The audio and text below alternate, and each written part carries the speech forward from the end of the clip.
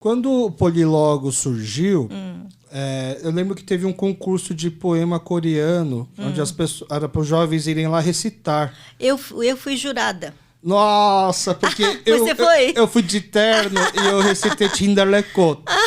Por que eu recitei Tindarlekot? No meu Hangarakyo, a gente teve uma aula sobre Tindarlekot, e eu gostei muito do poema, da interpretação que o professor deu, e aí você pode me falar se está certo ou errada, porque o que parecia ser um poema meio bobo, falando de saudade, de namoro, de alguém amado que se vai, ele me trouxe uma outra interpretação que era como se fosse a saída do Japão na Coreia e a raiva que se ficava da vingança, né? Inclusive no programa que a gente fez com a cineasta Paula aqui, a gente falou muito sobre essa coisa da vingança coreana. E aí aquilo lá já me despertou um pouco disso, assim. E esse poema, para mim, até hoje, se eu me esforçar, acho que eu consigo recitar ele, né? Entendi. Mas assim, eu participei do concurso sem pretensão nenhuma de ganhar, porque eu sabia que ia ter sorteio para todo mundo que participasse. E todo mundo ia sair ganhando alguma coisa. Eu sou um cara que eu tenho muita sorte em bingo, essas coisas. E eu ganhei uma câmera fotográfica. Uau, que legal. Mas assim, eu sei que deve ter sido horrível a minha interpretação. Não me lembro de nada. Que ótimo. Não me lembro de nada. Mas o Tindarlekot é mais ou menos sobre isso mesmo? Olha, tem essa interpretação, sim, tá? Mas, por exemplo, eu não sou uma pesquisadora desse poeta, né? Mas, assim, os poemas mais famosos que eu conheço dele, digamos, uns 10, 15 poemas, nenhum outro trata, né? Sobre esse assunto. Sobre um assunto como se os poemas fossem uma forma de falar sobre a ocupação japonesa, né? Porque ele sempre fala desses amores frustrados, né? É muito feminino, né? Então, eu acho que é uma possibilidade de interpretação, sim, tá? Mas, assim, o bonito dele é aquela delicadeza e aquela mágoa. Na verdade, a coisa da vingança vem da mágoa, né? A mágoa é a Han, né? Então, a gente fala que a Han se coagula dentro do... Isso é bem uma coisa, é uma viagem para dentro das emoções tipicamente coreanas. Tanto que quando eu aprendi essa palavra Han, eu ficava achando que era o mesmo Han de Hangul. Não, porque tudo parecia estar em volta disso, né? E, nossa, coreano tem até o nome do próprio do país e tem a ver com essa raiva interna. Eu achava que era. Pois é, mas... Han, realmente, ele expressa um sentimento muito coreano, que é quando a mágoa se coagula, né? Ele fica lá e você vê... Isso foi um mote muito utilizado nos filmes, nas músicas, né? O meu amigo chama de música de corno, porque as músicas coreanas só faltam ele chorar, debulhar em lágrimas, né? Fica chorando as pitangas do cara que partiu, não é verdade? Aquelas baladas, né?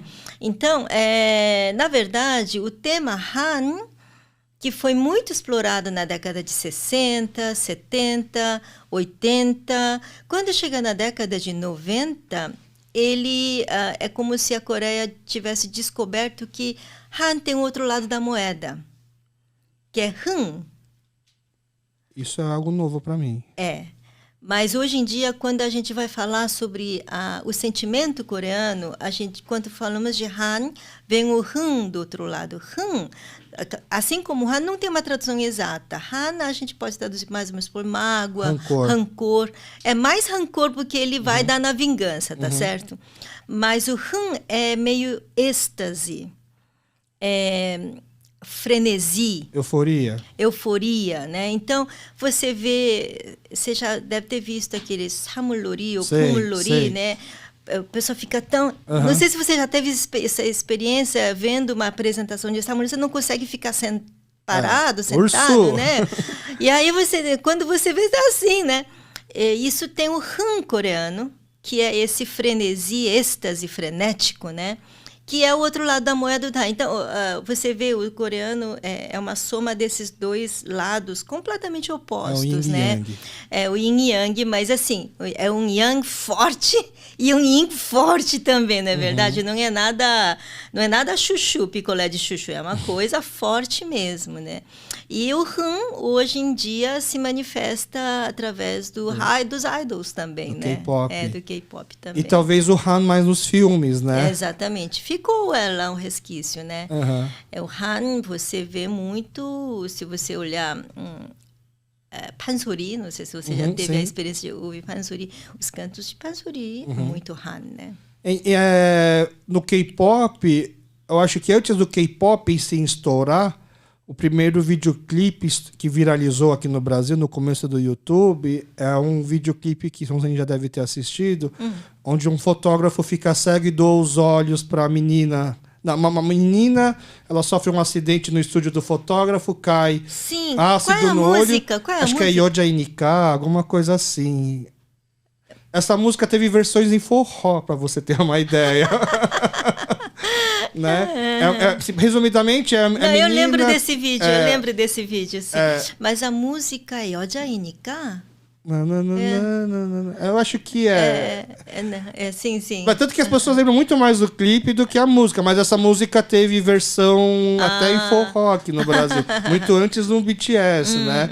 Mas já essa coisa da sofrência coreana, porque sofrência é uma boa palavra. É o rancor contrário, né? Porque a menina molha joga shampoo no olho do cara quando tá lavando o cabelo dele. Aí eles se apaixonam. Aí um dia ela vai fazer alguma limpeza na casa dele, deixa cair um produto químico no olho. Vídeo, sim. E aí o cara doa os próprios olhos. Ele podia doar só um, né? Cada um olhava com o olho e tava tudo certo, né? É verdade. Eu acho... É muito brega, mas eu acho que todas as culturas têm um pouco disso, só que a gente consegue, talvez, expressar um pouco melhor. Porque é um absurdo alguém doar os seus próprios olhos para uma outra pessoa. A história toda é absurda, obviamente, né? Lógico, né? Mas acho que... Porque isso saiu uma matéria recentemente... Você sabe que isso que você falou me lembra um filme... Pietá, não sei se você viu Pietá. O cara vai cortar as duas mãos para dar dinheiro pro filho, não faz o menor sentido, tá certo? Isso são motivos que se repetem, né? O coreano, ele gosta de botar as pessoas em encruzilhada, né? E com tudo. Recentemente, na Coreia, teve uma trend, assim, um assunto que viralizou, que polêmica, que era assim... Tá você e seu namorado sentados para jantar, e aí você convidou a sua amiga. E vocês estão lá, vocês três jantando, e a sua amiga tá com dificuldade de pegar o kenip, porque o kenip gruda um no outro. Sim. E aí o seu namorado vai e ajuda ela a pegar. Você ficaria brava com isso?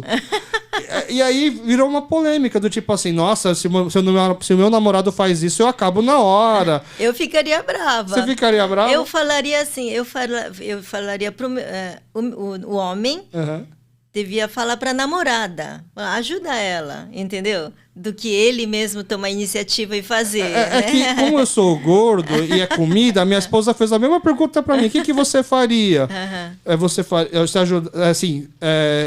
Você tá ajudando ela a tirar o kenib? Eu fico brava. Você acha que eu tô certo e fica brava? Aí a primeira pergunta que eu fiz, mas era os dois últimos kenib?